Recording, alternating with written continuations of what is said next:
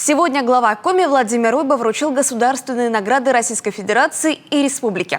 Ордена и медали получили участники специальной военной операции. Наградили и тех, кто внес большой вклад в развитие здравоохранения, культуры, искусства, спорта, образования. Торжественная церемония, приуроченная к 102-й годовщине Республики Коми, состоялась в администрации главы республики. Среди награжденных были и наши коллеги. Подробнее Анастасия Тюрнина.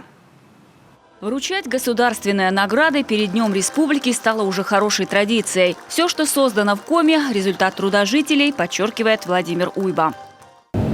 Ваши награды – это признание профессионализма, мастерства, самоотдачи, с которой вы занимаетесь избранным делом.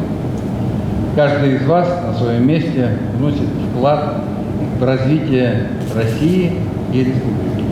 Церемония начинается с вручения государственных наград военным. Владимир Уйба просит почтить минутой молчания память погибших в специальной военной операции. Затем первую награду получает старшина запаса Сергей Александров. Указом президента он награжден орденом мужества.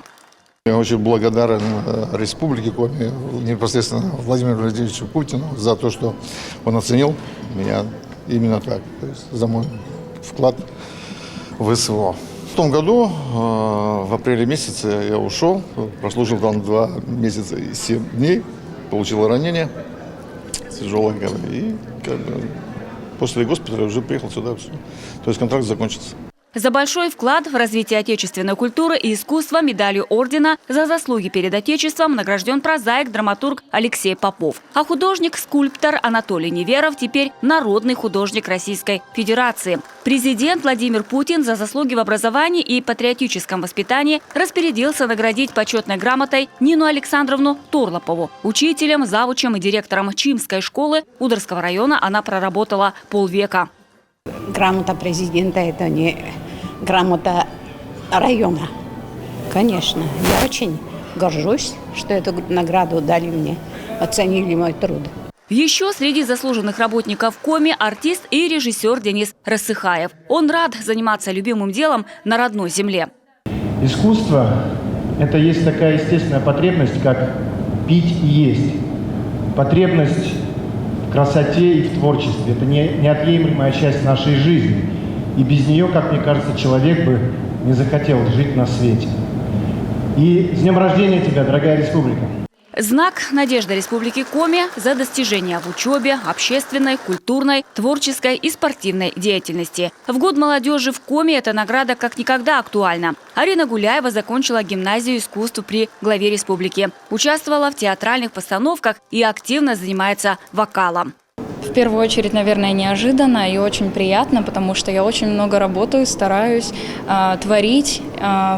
Я стараюсь представлять нашу республику на всероссийских конкурсах, поэтому я считаю, что это очень уместная и очень, на самом деле, приятная награда. Я очень рада.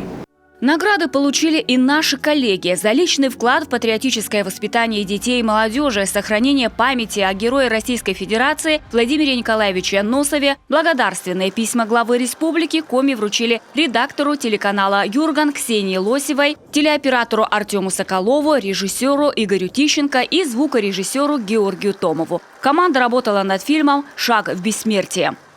Честно говоря, когда мы делали фильм, было очень сложно, потому что это работа с людьми и очень тяжелая тема. Но, несмотря на это, я считаю, что результат у нас получился хорошим. В первую очередь, благодаря тем людям, родственникам, родным, тем, кто учил Героя России Владимира Носова. Все, кто узнавал о том, что мы хотим сделать фильм про Героя России, откликались, помогали кто чем мог. Рассказывали какие-то интересные истории, помогали со съемками. И видно, что каждый там чтит Героя России. После торжественного вручения глава Коми поблагодарил всех за трудовые успехи и поздравил с наступающим Днем Республики. Анастасия Тюрнина, Дмитрий Булаев, телеканал «Юрган».